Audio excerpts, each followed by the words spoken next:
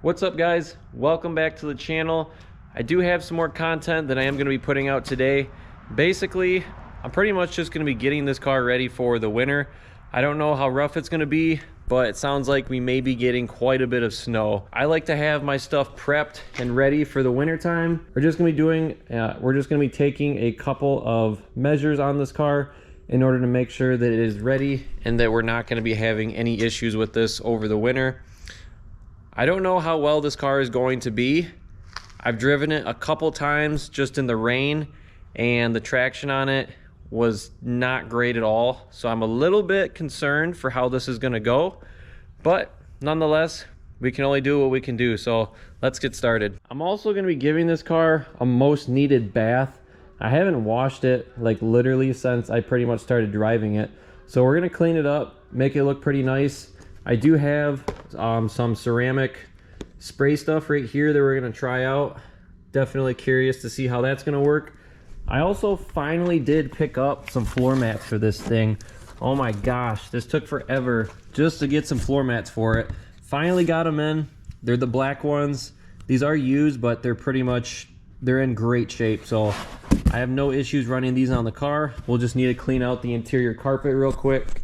Make sure that's good, and then we'll lay these down on top of it. And since we're going to be getting wet and snow, I don't want carpet. I also do have some rubber ones here too as well that we will run on top of those once we start getting some snowfall and it starts to get a little bit wetter.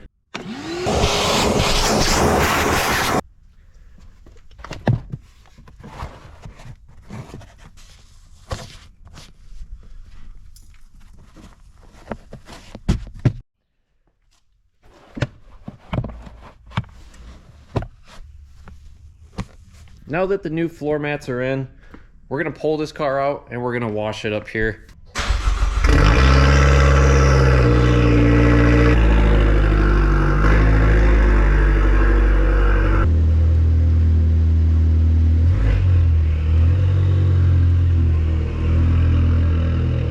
Now that we have this pulled out, you can definitely see a lot of dirt and crap on here that has just been built up and accumulating, especially this hood. There's a lot of stuff on that.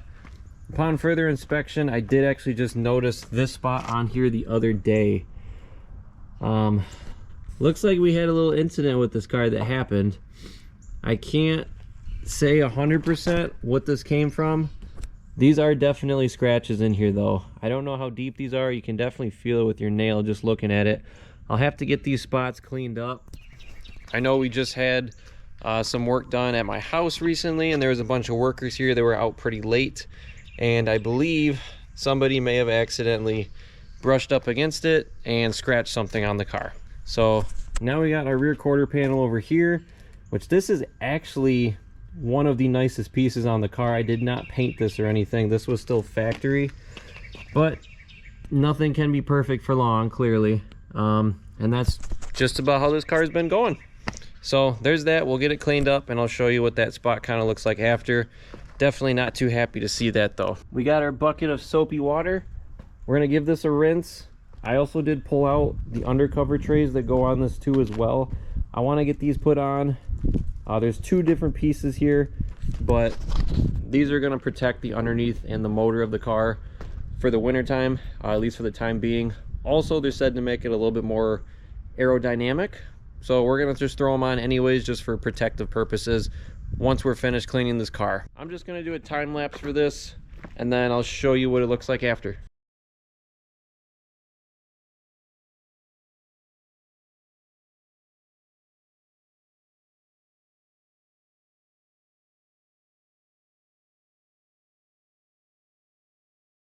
I do have a bunch of tar over here on this side.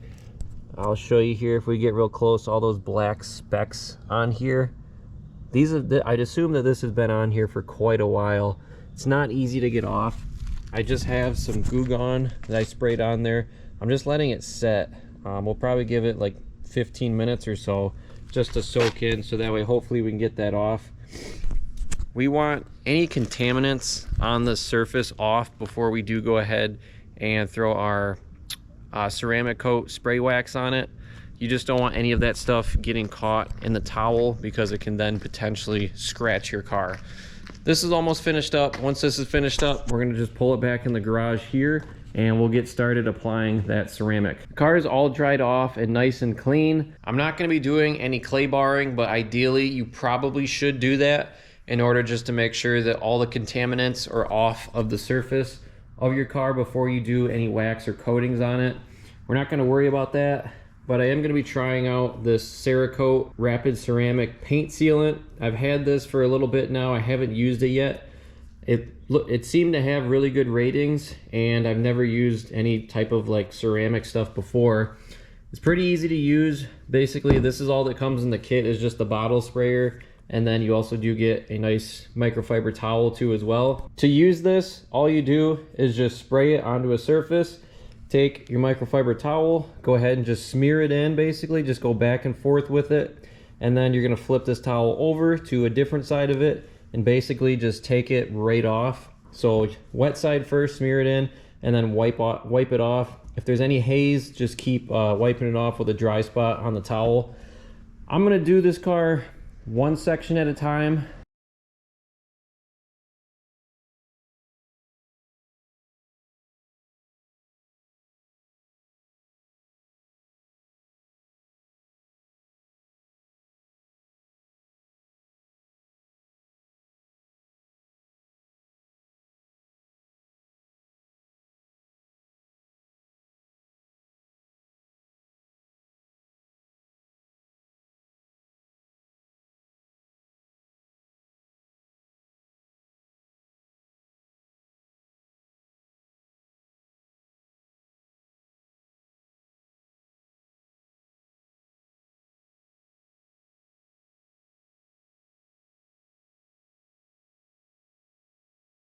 I just went all the way around. I have everything on the car up to this point. I'm just finished up the roof of the car. Last thing we need to do is the hood. And then I also will get the little side skirts too, the small little strip section right here. We're gonna do that last because it's probably gonna be the dirtiest. I still am doing this even though this is a wrap that we're gonna be using the spray over. It should be fine. I'd imagine it's still gonna work the same way as this stuff would on paint. It's meant to just protect the surface, whatever it goes on. So even though this is wrap and not paint, it should still work fine.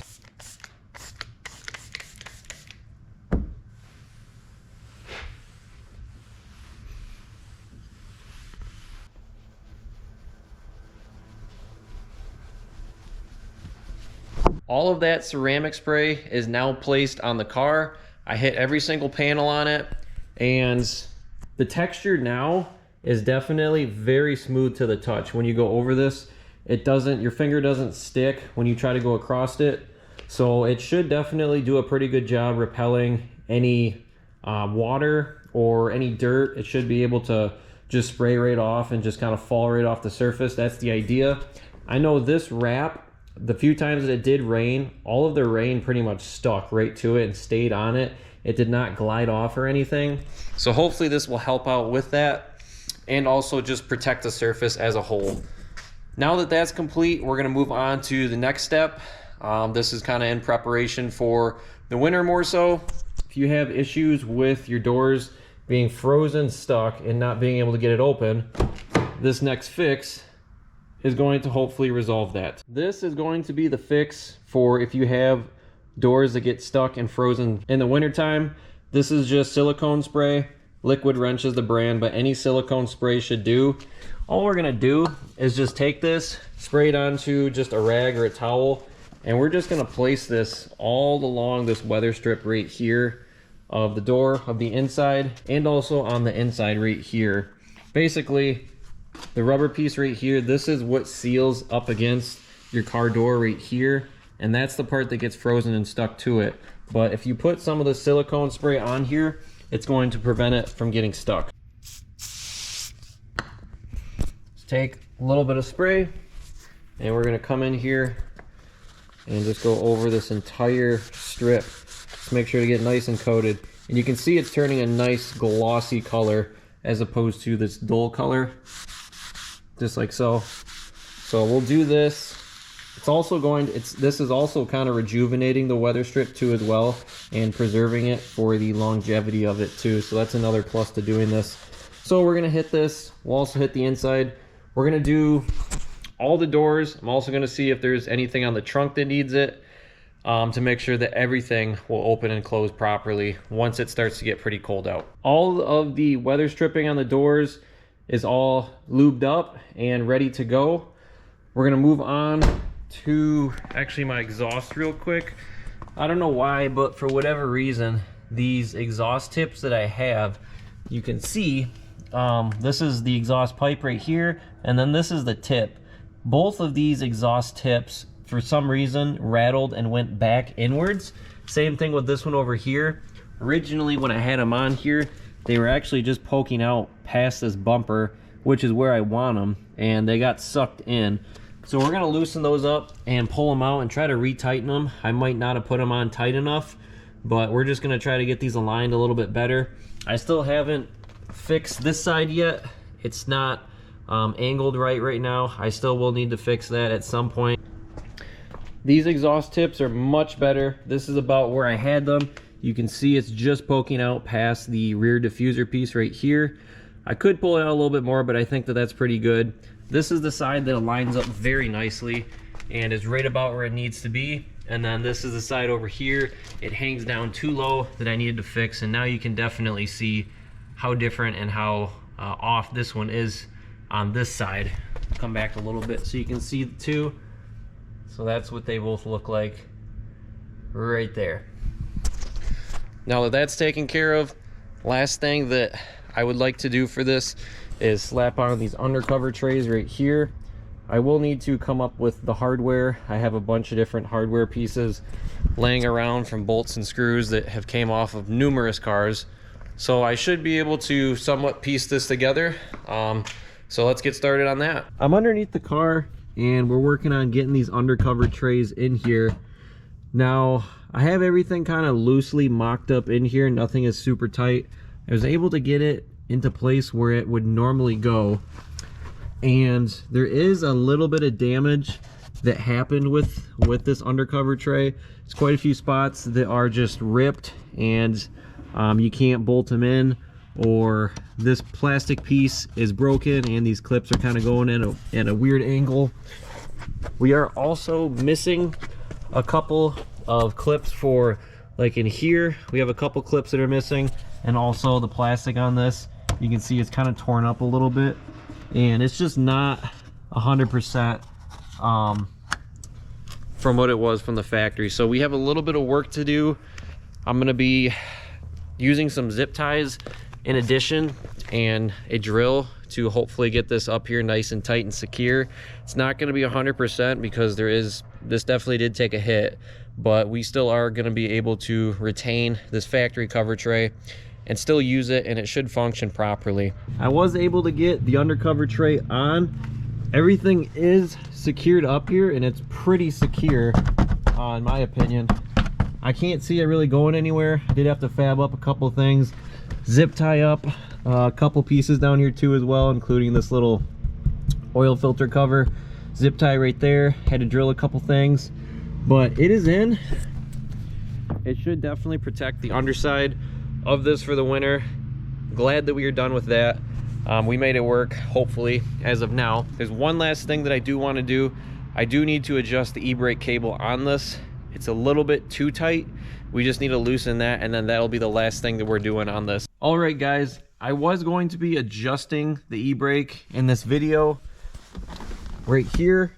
I previously did a video where you had to take apart basically pretty much the whole dash and all that just to get to that adjustment cable, which is right down underneath this cup holder, pretty much right in this area.